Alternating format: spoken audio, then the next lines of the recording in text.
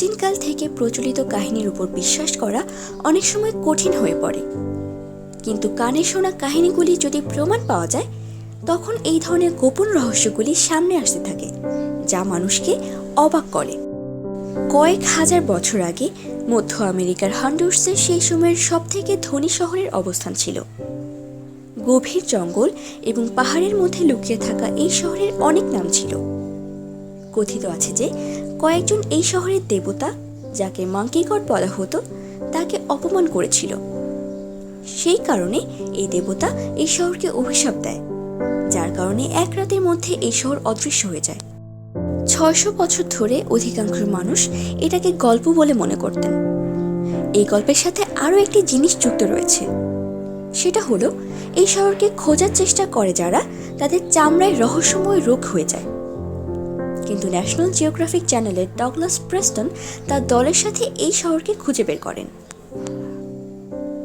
2015 থেকে প্রেস্টন তার দলের সাথে মধ্য আমেরিকার জঙ্গলে এই শহরের অনুসন্ধান করছিলেন। জঙ্গলে এই প্রাচীন শহরকে খোঁজার সময় এই দলকে স্থানীয় লোকেরা বলেছে যে যারা এই শহরকে খোঁজার চেষ্টা করে তাদের চামড়ায় রোগ হয়ে যায়। মস্কোটা জঙ্গলে ঘোরার পর প্রেস্টনের দল এমন একটি জিনিস দেখেন, যেটা দেখার পর তাদের আশা আরও বেড়ে যায়। তারা মাটিতে মূর্তির ছাপ দেখতে পান। সেটাকে খনন করে বের করার পর তারা অবাক হয়ে যান। সেই এলাকায় আরও খোঁজাখুঁজির পর এই ধরনের মূর্তি তারা পায়। এর মধ্যে মাঙ্কি গডের মূর্তিও রয়েছে। আজ পর্যন্ত যে শহরে শুধুমাত্র গল্প শোনা গেছে, সেটা সত্যিকারের উপস্থিত রয়েছে। কিন্তু সবচেয়ে রহস্যময় বিষয়টি হলো, স্থানটি কি সত্যি অভিশপ্ত?